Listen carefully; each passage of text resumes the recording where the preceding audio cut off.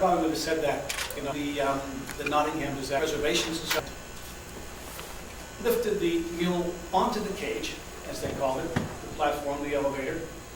As they were going up, the rope around the mule's legs broke, perhaps because the mule kicked rigor mortis, who knows, reflex action. That mule hit this fellow that was a distant relative of Tom Calvi and knocked him down. Killed him. Mine has a million ways to kill a person. That's a bit of an exaggeration because only 35,000 men have died in the mines around here in the last 150 years. What did you say? I think I said 10,000. 10,000. Okay. Because a million men didn't die. I think there really is 35,000 ways to kill a man. Because 35,000 men and boys died in these mines of the northeastern Pennsylvania anthracite fields, three regions with 4 fields. We have 35,000 in round numbers deaths, and 10 of them were right here. On April 10, 1947, a terrible explosion happened at the schooling shaft in Exeter. That schooling shaft you're talking about, that Penzana Coal Company? I'll go into that. 10 mine workers perished in a mishap that could have been prevented. At least some part could have been prevented. Of course, ex post facto, a lot of accidents could be prevented. Although the 10 victims were only a small portion of the nearly 35,000 men and boys who died in this region, over 150 years of history, this was a very gruesome disaster. And it did seem preventable, or at least possibly preventable. And so it kind of demands some extra special concern. It occurred around 7 a.m. in the second seam from the surface called the Marzipan. The Panzita Coal Company operated the mine on lease from the Knox Coal Company. Now Knox in turn had a lease from the Pennsylvania Coal Company. This was a period when the big guys, the Lehigh Valleys, the Knox, the Hudsons, were leasing, subletting their mines to smaller operators who were doing second and third minings. Sometimes virgin mining, sometimes first minings. But they were taking the pillars, and they were taking the leftovers, and which was legal in most cases. It was legal to rob pillars in most cases. The pillars were the big blocks of coal left behind from the first mining to support the integrity of the mine and the surface. But it was legal to go back in and take those pillars, and then you'd have a series of cavings, and the courts ruled that the companies were not liable for any surface damage that might occur.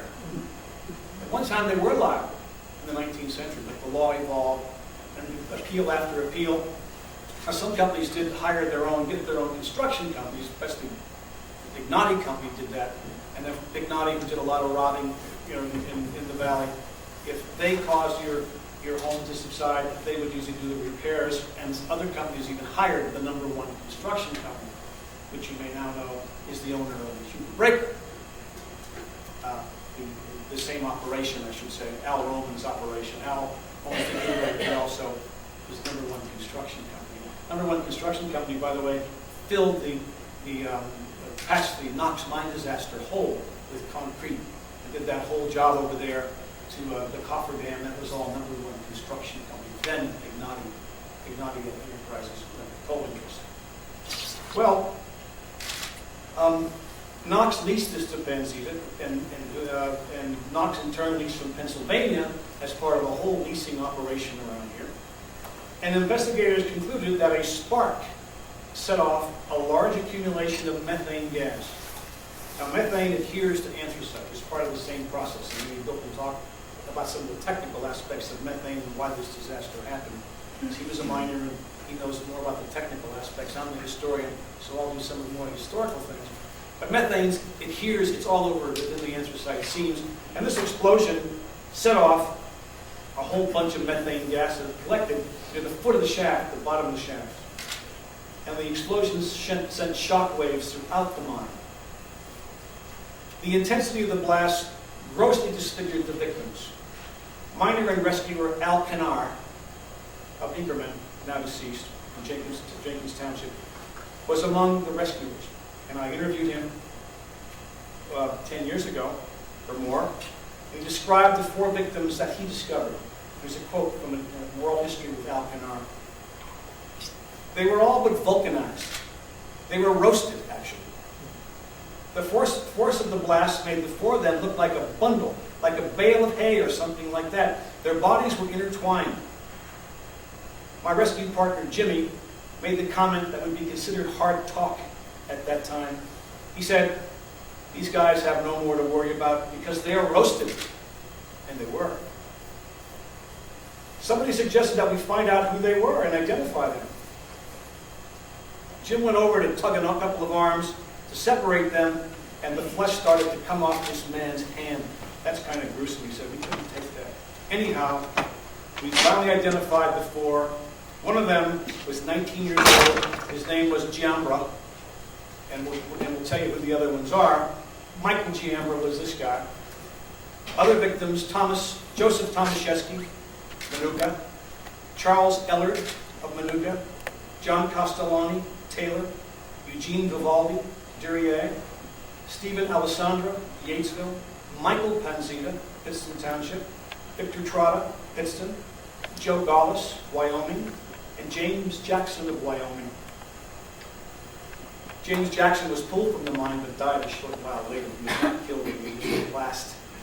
Several were injured, including Edward Frederick of Manuka, Robert Groves of Pittston, Bill Zimmerman of Luzerne, Joe Kalesar of Wyoming, Andrew Gorgel of Wyoming, Ben Foglia of Exeter, Angelo Tennessee, Kingston, Chester Kaprisky, DuPont, and of course James Jackson, injured and then died, of Wyoming.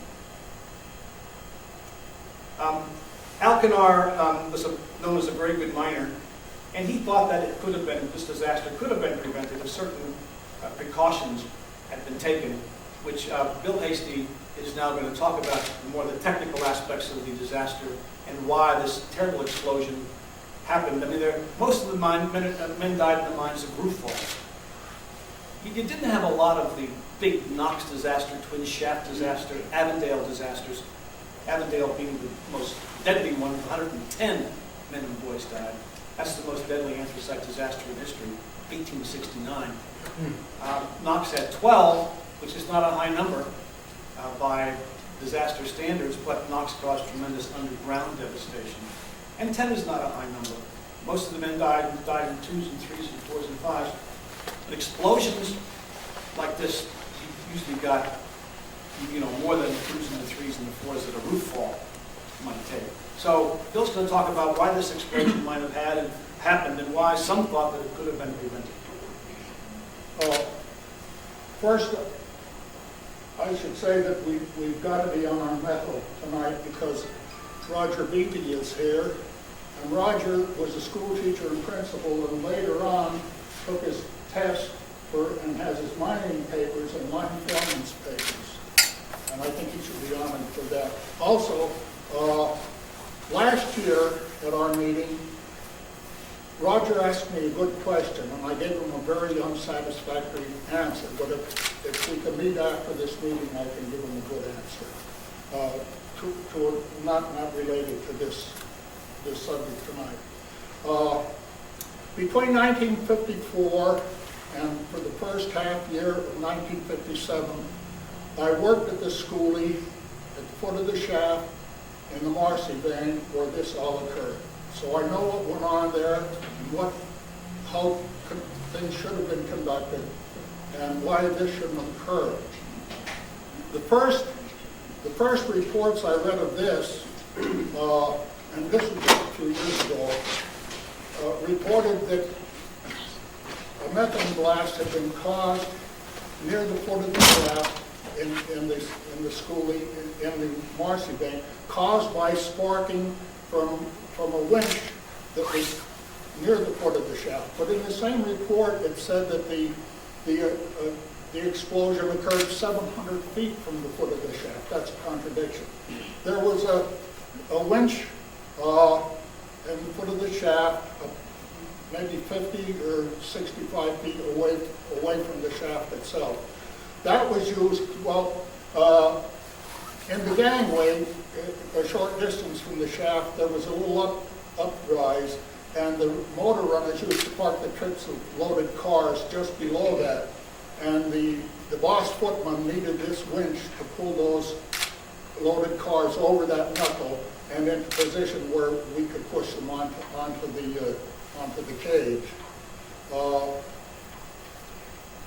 Some of the reasons given for this explosion was, well, when I read this, it occurred to me that the last place in the mine there should be a methane blast would be at the foot of the shaft. Because in that era, all of the ventilation, all of the intake, the fans, the ventilating fans, were exhaust fans. They drew the air, the noxious air out of the mine, and in doing so, they pulled fresh air into all other openings, shafts and slopes. And at the Schooley shaft, ordinarily there was 60,000 cubic feet of fresh air coming down that shaft every minute. The last place there should be an accumulation of methane gas. And also the air shaft itself was very close to the hoisting shaft. But in this report it said that the air shaft was somewhat clogged by the debris. That never should have happened. And also it mentioned that the closing of a door between the Hoyt shaft and the Ewan Colliery across the river and the Schooley contributed to this. I don't know what in the world, why in the world there should be cross ventilation there, especially in the Marcy vein. In 1921, the third breaker at the Schooley burned down. This third breaker to burn down at the Schooley burned down in 1921, and they never replaced it. Well, where did they process their coal? Across the river at the Ewan. So underground transportation is dangerous and very expensive. So they ran it, and that was the only way they could get it. Oh, shipping by truck was out of the question then. Trucks were smaller and they just weren't suitable. And they would have had it to ship it to the Ewan Colliery. They would have had to ship it by truck down Wyoming Avenue, the 8th Street Bridge, across the 8th Street Bridge, and up the River Road in Fort Blanchard and Fort Griffith and to the breaker. That was out of the question. So they drove a heading road from the Schooley shaft to the Hoyt shaft, which was a secondary shaft in the Ewan Colliery. The May shaft would have already been overloaded with work. And they welded two motors together, motors being locomotives, and they could haul trips of 24 loaded cars at a time.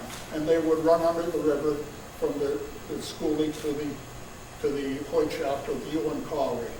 That had to be in the Pitson vein, not in the Marcy vein. The Marcy vein is too low, and it's a crazy vein. It swoops up and down like this under the river and under the Ewan Colliery, and it's not a high vein. It would have been a hard vein. I worked in the Marcy vein, and I don't know how high it was, because where we worked, at the foot of the shaft, they had taken down some roof rock to give us a little more headspace. So why the Hoyt shaft would have any play in this matter that occurred in the Marcy vein, I don't know. And why there should be a shortage of fresh air, why there should be an accumulation of methane gas at the foot of the shaft, where ordinarily there was, as I said, 60,000 cubic feet of fresh air a minute coming down. And when you worked at the foot of the shaft in the winter, you knew damn well that there was a gale coming down, because this was untempered outside air, tempered outside air that came down. The coldest place in the world to work was at the foot of the shaft or at the foot of a slope in wintertime.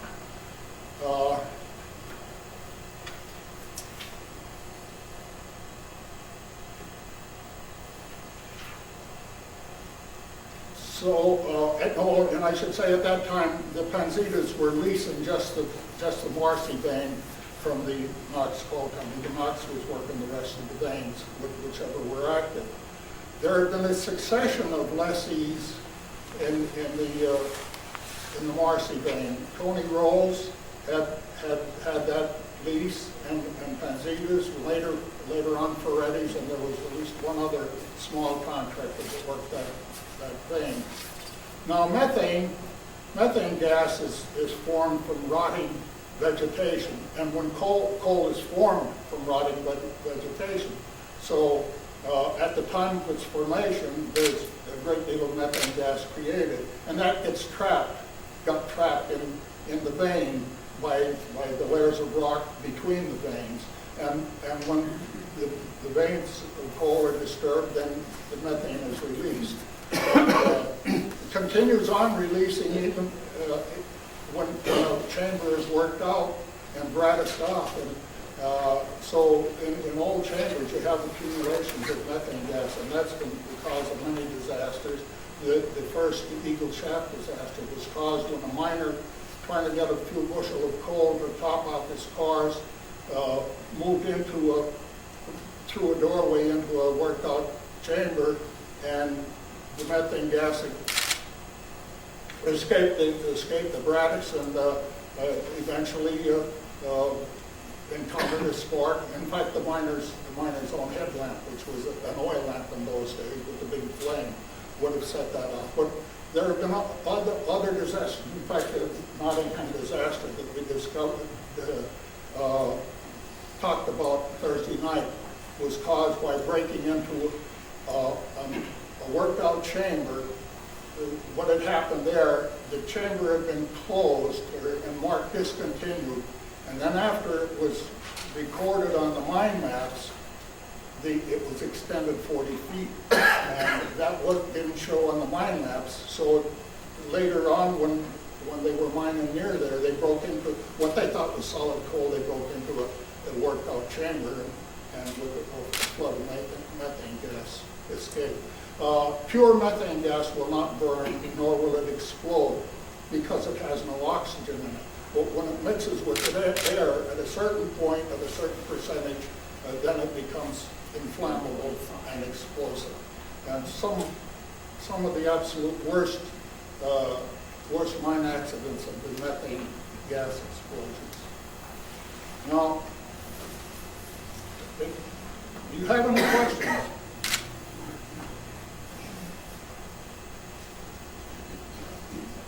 Well, one thought would be, why would this have gone off?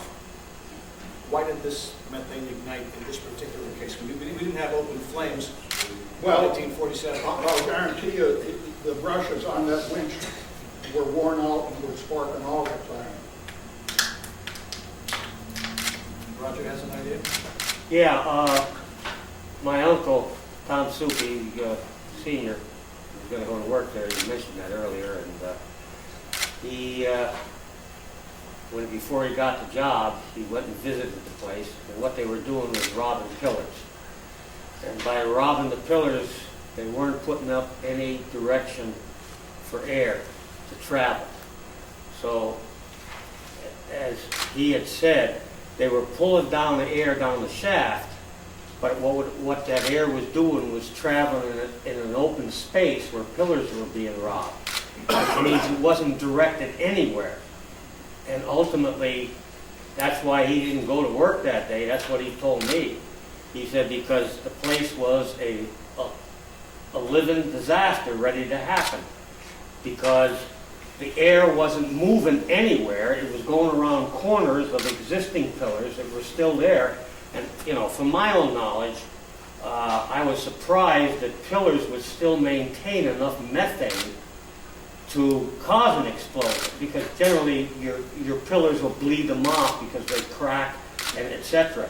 But he said that the place just smelled of methane, and because there was no direct air going anywhere, it was just going around corners, it wasn't really advancing, and it ultimately built up at the shaft, and that's what caused the explosion. That was what he said to me, and he has 55 years in the mines. And, you know, I could see that happening. The only part that I couldn't understand was how pillars could hold methane all that time, because they believe that, you know, any cracks in the pillars will bleed off the methane, so you don't have to worry about methane behind you. You only have to worry about it in front of you when you're into solid coal. So that's the way he explained it to me. You don't have to worry about the pillars behind you. Yeah, you figure that the methane has bleeded off because you're talking, if you're leaving a standard pillar, it's 40 by 60. And because you've exploded in the vicinity, there's got to be cracks within the pillar to let the methane bleed off. Like soft coal now today, they'll drive 50 feet ahead and put pipes into the solid 50 feet ahead of where they're driving, and they'll collect the methane before it bleeds out, and then they use it to run it outside and run their electrical power plants. So the coal industry is really, you know, trying to help the country. I mean, it produces 52% of all the power in this country, electrical power. So a lot of people, I mean, you know, you guys are bringing up some tough, damp, doggone times. And I'm just telling you what an old timer who had 55 years in the mines told me. And I grew up with him. He took me in the mines when I was 8 years old. And I used to follow him when he did his checks on the weekend, and because he was hard of hearing. And you're talking about Tom Soupy Sr. Tom Soupy Sr. And Tom Soupy yeah, my Jr. uncle. and I think Sr. still run the Lackawanna Mine Tour. Yeah, he's still up there running that hoist when we have to go down in the mines. Lackawanna Mine Tour. Yeah, and get Roger Benny to be your guide. And he's still going strong, and that's just, he loves it, and it was a part of his history. I mean, he set that whole tour up, and now he's up there in age, and they fired him because he was up there, and there's a lot of changes going on at the mine, but he still comes up, even though he's retired, semi-retired, totally retired, because his son runs the place. But you can't replace 50 years of experience underground. 50,000 people a year or so go down that mine tour every year. So there's a lot of interest in anthracite tourism. Yes, sir. How far was the air shaft physically located from the elevator shaft? I'm trying to remember, Porky Atwell and I did some work in the air shaft, and we were walking back and forth from the shop, which is by the hoisting shaft, and a very short distance. And Joe Stella confirmed that. But I simply can't remember exactly the distance, but it was very handy to the shop, which was between the main shaft was between the shop and the air shaft, and the shop was still handy to the air shaft. Could it be then that the methane accumulation was a result of the air coming down the elevator shaft, the lifting shaft, and right up the air shaft? Because if they were that close, then you essentially had, you know, a U there. Well, you would have been getting better circulation. Yeah, the the right thing is, current. the methane accumulation was beyond the lifting shaft. So what happens is you have your methane accumulation here, you have your lifting shaft here, and your air shaft here. So you've got it coming up without drawing any air through there to pull that methane. I don't think it worked that way. No? Okay. Bill, what breaker was associated with the school shaft? Pardon? What breaker was associated with the school shaft? What school Well, breaker? the last one burned down in 1921. And what about the Exeter breaker? The exit break was Lehigh Valley Coal That's Company. totally separate. Okay. These mines wouldn't ship their coal on any rail line except their own. The Erie and the Pennsylvania, the Lehigh Valley and the Lehigh Valley Coal Company and so forth. The Lehigh Valley, the Exeter Colliery of the Lehigh Valley Coal Company is flush up against the DL&W tracks, but they don't ship they didn't ship their coal into the L and W. The backtrack will be Lehigh Valley, which ran off of, across the river from Coxton.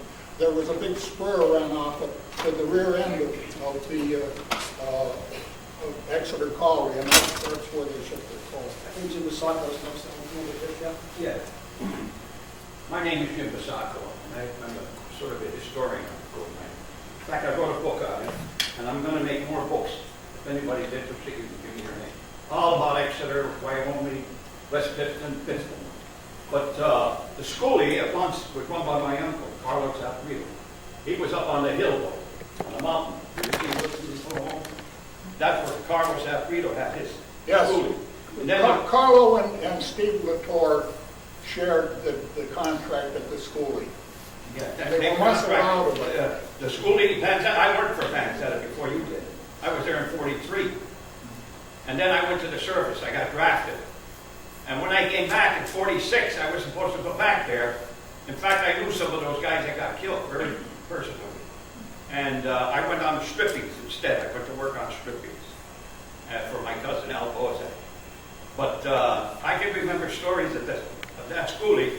I'll tell you, I worked in the outside man. I didn't work in the mines.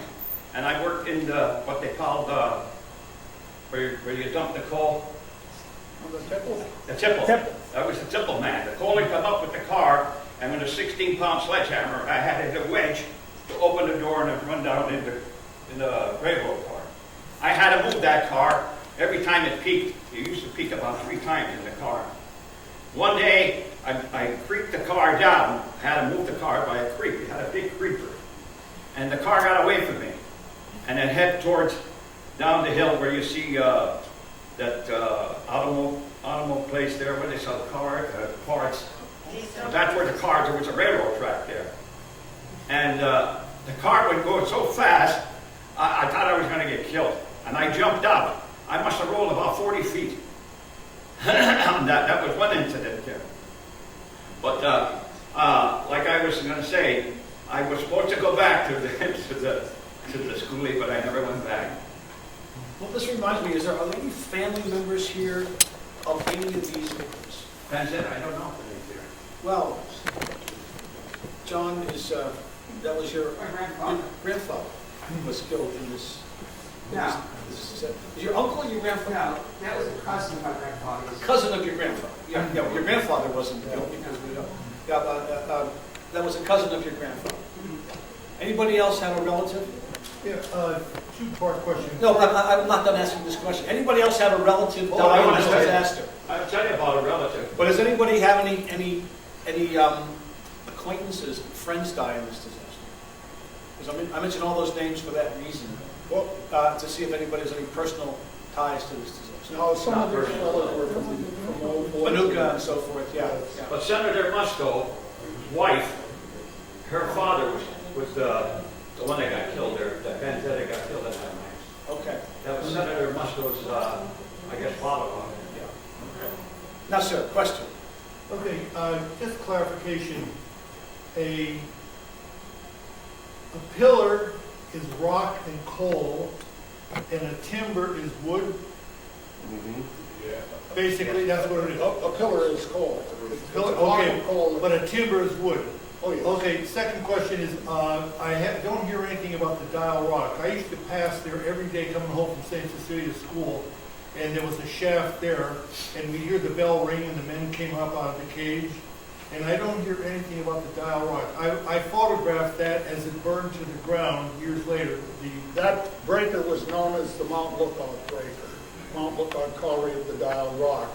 Most of the Dial Rock workings were under Wyoming and under the river in Wyoming, and their workings were parallel to the Ewan workings under the river. And while the Knox was mining there, the Dial Rock had closed down and had been allowed to fill up with water.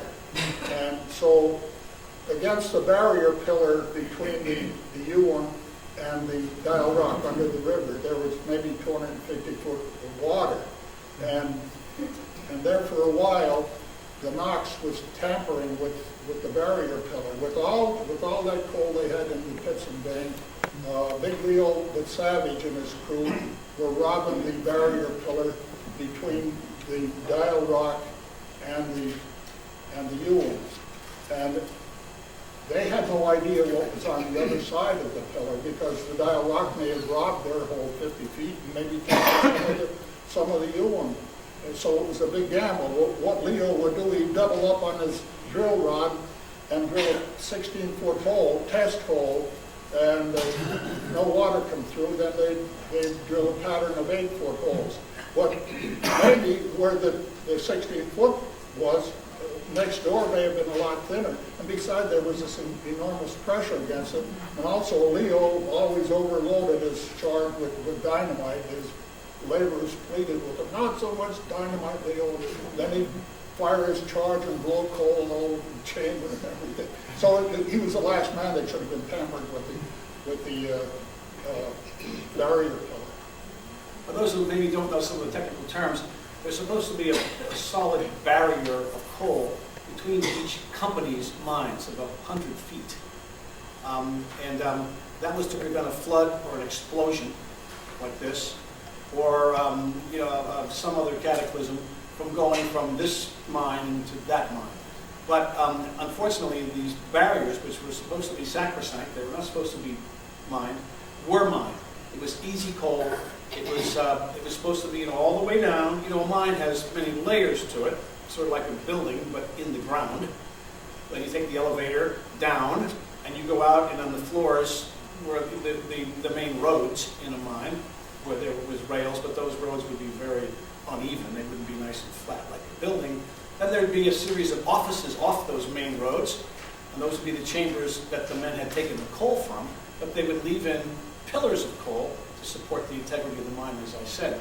So a mine is like a 10-story building, but in the ground. And it's honeycombed in there with all those offices, okay? And they would take out those walls between the offices, which would be coal. But between all those offices, there was 100 feet of coal. It was supposed to be there to protect the area from disaster, but that was easy coal. And as Bill mentioned, to make sure that you were going into that, you would go in 16 feet, and you would pull that rod out real slow, and if water didn't come out, you knew there was still coal. Maybe the guy on the other side, he was doing the same thing. See, this is what happened at Q Creek in one sense, the famous Q Creek disaster. They were going, and there was not supposed to be water on there. Supposed to be, but the guy on the other side probably robbed that coal, and it was, well, he at least took it. It was not on the mine map. After the maps were made. After the maps were probably They done. blamed the surveyors, but it wasn't the surveyors. Mine surveyors are damn fine workers. They're exquisite workers. Tommy Soupy told me that the Lehigh Valley Coal Company, Tommy and others, that the Lehigh Valley Coal Company was very good about honoring their barrier pillars. They didn't let their subcontractors touch the barrier pillars either. But that's just one company. We're right here, and then we're going over here, sir. What I'd like to mention is that I have lived in this Wyoming Valley since birth, okay? I'm born in 1937. I have been and have taken no less than 6 trips to McDade Park. And I don't want to ask, but I wish that every one of you has taken yourself up there, because it's much, much, much better than Disney. And if you have a grandfather or a father or an uncle who worked in the mines, you really understand what they went through. And don't feel bad about taking somebody to see something in Northeast Pennsylvania. And when every time we've been there, we have had people at that McDade Park. They've been from Canada, London, Puerto Rico. They come from all over the world. And the people in Wyoming Valley, a lot of them haven't been there. I've been there a dozen times. Okay. You're sitting right next to one of the finest. I understand. Sir, go ahead. For keeping my job. The explosion at the shaft. Yeah. Took pictures of Yes, me. sir. Questions, sir? I thought you were down in Florida. Question, please. The explosion at the shaft, the explosion came out the shaft or it went downward through the mine? It went through the gangways. The So gangway is then, the so main then there had to office be, road. so then there had to be airflow to suck the explosion downward through the mine. Well, yeah, from the fan. It would have had to have sucked it. So there had to have been airflow at the shaft opening.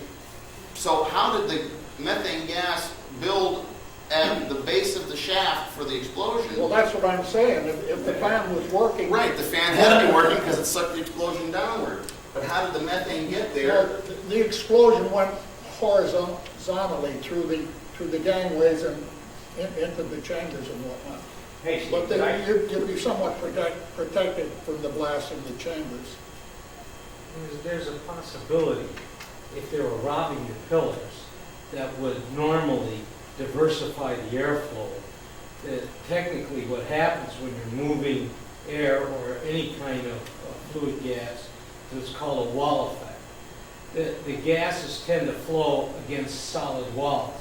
So that if you had fans that were causing negative pressure in the mine, pulling air down the shaft, and you robbed all the pillars, you have nothing to stir up the air, which would then only move along the outside perimeter of the walls. And since methane, I believe, is heavier than air, is it? Lighter than air. Lighter than air. Okay, You so, test for it against the sea. okay, so there's no air, the methane can flow into the center until you get a point of ignition, I would Let imagine. me tell you what the official report said, because it has to be reported, there has to be an inspection after every mine disaster. Al Canar, by the way, said that one of the problems was that, according to Pennsylvania law, the fire boss is supposed to check for methane before the workers enter a mine. At the schoolie, all the men went down together on April 10th, 1946. So that was one problem. But the official report said that airflow into the mine was impeded beginning April 2nd when the Knox Company closed a large door, which Bill mentioned, separating the schoolie from its neighboring White Shaft mine across the river. So that was one thing. The paper said that the coal company officials were aware of the airflow disruption, but continued to operate and said that they would work on improving the ventilation. The record said, quote, the report said, quote, during the critical period between April 2nd and April 10th, the day of the disaster, it is evident that the officials of the mine did not give the question of properly ventilating the mine the consideration it deserved. So this door was evidently crucial to that airflow, according to the official report, and it had been closed. Now, as Bill's saying, why would it have been closed? This remains a great mystery. Why the fire boss didn't go down early is another question. Maybe they were short-handed, who knows what might have happened that day. But there was an extraordinary situation there if they were depending on help from the Ewan Colliery, the Hoyt, to help their ventilation on the west side of the river in the schoolie. Phil, I have a question for you. Yeah, I'd like to say something about that methane gas. You had mentioned to me when we spoke about Latour. I've lived in West Pittston in Latour's home for 20 years and did not realize it until this evening's meeting.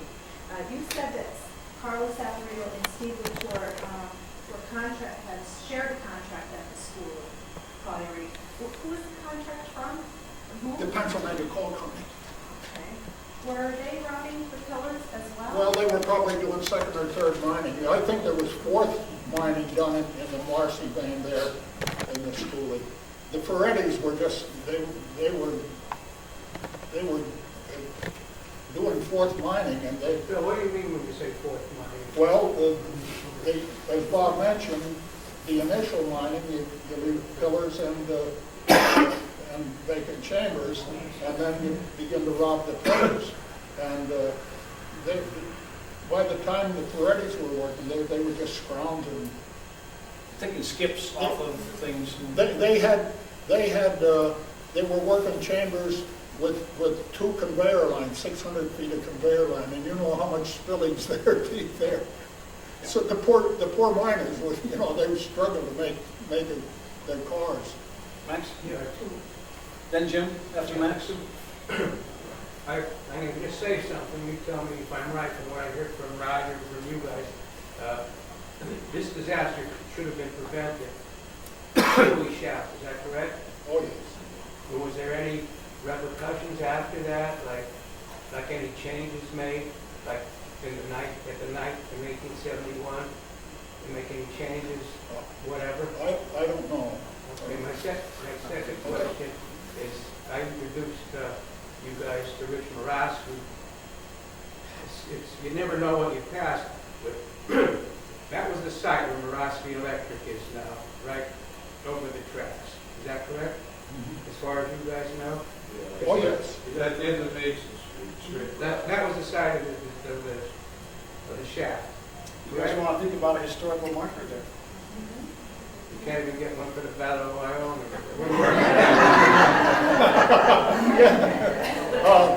Jim had a question? Wasaka? Yeah. You're talking about methane gas. The source of methane gas was always in the place. Now I've been in the mine, but I never worked there. It was when the miner worked that was going in, and he accumulated a lot of garbage. They used to throw it into an empty space. They used to call it gob. I don't know if you're familiar with that. That was for rock. Gob. And that's where a lot of methane gas came from. In these working where they used to throw all the garbage. Well, no, methane came in. Oh, by the way, my father was a contractor in a mine still at the number 6. Sir? The only fan house to ventilate all these shafts was all the way over in Pittsburgh. That's the only fan house? No, they had one. No, there was a fan shaft right on the grounds of the schooling. Oh, yeah. I worked in it. But a fan shaft, but I mean, the actual fan was there? Sure. Yeah. Oh, okay. I thought the only fan house was the way. Every mine had a fan house. That would be way too inefficient. That I I was know. gonna say that would be a terribly long drop. Yeah, sir. I was wondering, might have they been used fighting to call the against each other. schooling mine You have red one ash. pulling this way. The red ash is the bottom vein. The what? The red ash is the bottom vein in this end of the valley. It's down 600 feet. Oh, is that what it? Depending on how the topography is, Yeah. how deep it is. But they did refer to, I know what he's talking about, and you find in some writing, I know. referring to the red ash in Exeter. I don't know that it Well, was a vein, it was maybe a local term. At the Exeter Colliery, the red ash vein was worked from a separate shaft. The red ash shaft was along 10th Avenue, beyond Mason Street. And they used to take the coal from there up the railroad. Well, they had a little railroad and a Loki that would pull all the cars from the red ash up to the Exeter, up to the breaker. Well, I know when I was a kid, when I grew up on Mason Street. And I was wondering if you knew what day and what time that explosion occurred. Which explosion? The explosion. Oh, yeah. April 10th. What day though and what time? It was before 7 o'clock in the morning. For the first shift. That story will be in my book. Because I was 10 years old and I remember that shook half the town in Exeter. Oh, what, it was a tremendous blast. I was laying in bed, and I remember, like I said, I was 10 years old, and I think I went up about a foot in bed. I mean, it really, out Mason Street, Mike and Grant, and all of them up there, the whole area shook from that explosion. You're talking about fire bosses. You said about fire bosses, why they didn't do their job. And I'll tell you why. I knew a couple of fire bosses. They were scared. They were scared to go in the mines, all by themselves. And I knew some fire bosses only went in a couple hundred feet and they come back out. Yes. Or they hung around. They were supposed to mark the wall in each chamber That's right. that they were But in. I'm telling you, I knew a couple that just used to go in and out. When the superiors suspected them, they might run a fine thread across the mouth of the chamber, and if that thread was there in the morning, then the fire boss hadn't inspected that chamber. Yeah, by law, if there wasn't a fire boss's signature with his initials and the date on the face, a miner did not have to go in there if he didn't want to. Can I tell you a story about a This, fire boss? this disaster is often called the second Knox mine disaster. Because the Knox Coal Company, had the prime lease and leased it out. It had 10 dead, which is pretty close to the first Knox mine disaster, but did not have the damage associated with it because it did not inundate the river. But we have a second Avondale disaster, which we talked about here a year ago with you, the night shaft disaster. very similar to the Avondale disaster of 1869. Okay, only one way out then. And when that one way out is blocked because of an explosion or a fire, the men are stuck. Although the night shaft was totally preventable because there should have been a second exit because the state law had changed after Avondale, and the night shaft owners did not quarry that, did not dig that second exit. And so we have a second Avondale disaster, the region's first major disaster. And we have a second Knox disaster, even though it happened before the big Knox disaster. But the Avondale and the Knox are the bookends, so to speak, to the major disasters in the Wyoming Valley. 1869 and 1959. This is kind of the prequel to the big Knox disaster, but this one still had 10 deaths, and it was extraordinary, mainly because the victims were so incredibly decimated, and also because many thought that it could have been prevented as late as 1947. Things like this might have happened 30, 40, 50 years earlier, but we knew a lot by 1947, and could have been prevented. Yeah. I'm from the Heights originally, most of I live next to a mining engineer. His name was Mr. Doherty, and he was involved with the Knox. I think the Knox main. One of the owners. Is that right? Yeah. Okay. He was the general manager. All right. And had stock. And he had some stock, but he was also getting a bonus on every car of coal that was mined. Yeah. He went to jail because of Knox. Is that right? Well, indirectly. The men call him the Bulldog. He was a mean SOB. Well, I knew that about him. But I lived kind of next door. If it was the same one, it may not have been. This guy lived on the Heights in most of it. No, Yeah, I think he was originally from Hazelton. Yeah, well, this His mother, his 80-some-year-old mother lived in Hazelton. She was on the payroll of the Knox. His son, the oldest of his children, all of his children except the 3-year-old were on the Knox payroll. And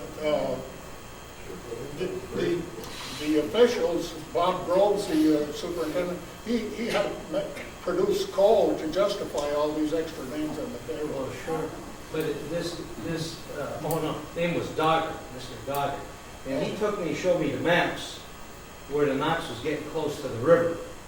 And I remember him arguing, he told me he's arguing with him because he was a surveyor and engineer, that they're getting too close to the river. What was his name now? Dogger. Dogger? What was the name, Doherty? No, Dogger.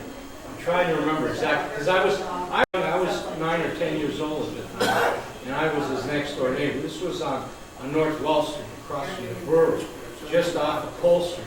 And the main lift for the Knox was down the street, off of Cole Street, the elevator shaft. Cole Street in where? Wilkes-Barre. No. The Heights. Knox was always over here in Port Griffith. Well, there was an elevator. I don't know whose elevator it Probably was. somebody, probably Glen Alden or somebody. Yeah. Different company. But I remember it I'd flooded. like to tell you a story about a fire boss. 1 second, go ahead. I just want to bring it up to date a little bit. You know, where's all the bailouts to all of the family that had all of the suffering that happened? Yeah. You know, talk about fraud and stealing and being unfaithful and not doing your job properly. My God, I was just to church this morning. Do we have no morals? And when are we ever going to learn? Can I tell you a story about the fire boss?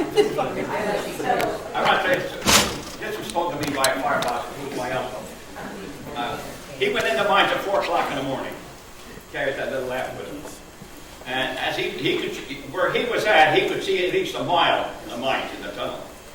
And he saw a light in the tunnel, and he didn't know what the heck it was. And he was reluctant to even go down there, but he figured if it was a miner that was left there, that, was in trouble and was left there during the night, he had to go in and see it. As he kept walking, very cautiously, it took him a while to get to this place. And you know what it was? 2 bare wires that had broke off, and they were flashing. That's one experience he had. Could have caused an explosion. Could have caused an explosion, right? You can believe about 25% of what Very good, very good. One more question. It's all here, Hastie. I got all I kinds. know you can believe 25% of what you own, too. Yeah. Did you know there was a robbery in the mine in Exeter too? We have a question in the back, sir. Robbing pillars, yes.